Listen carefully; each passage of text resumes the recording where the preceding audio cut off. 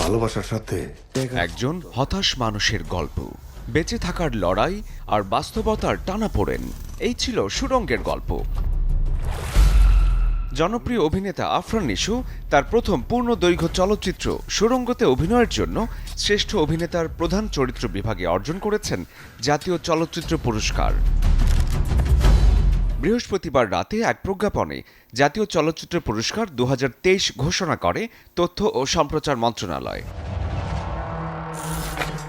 রায়হান রাফি পরিচালিত এই সিনেমাটি 2023 সালের ঈদুল আজহায় মুক্তি পেয়ে ব্যাপক সাড়া ফেলে।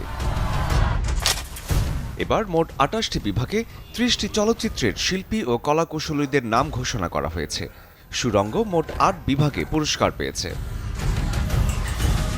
মডেলিং দিয়ে ক্যারিয়ার শুরু করলেও বড় পর্দায় আলোচিত এই সিনেমায় অভিনয় করে বাজিমাত করেছেন নিশো।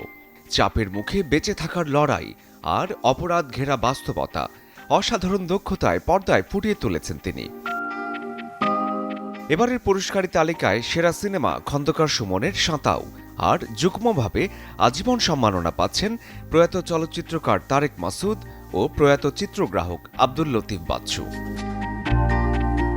শরীফুল হক, চ্যানেল 24।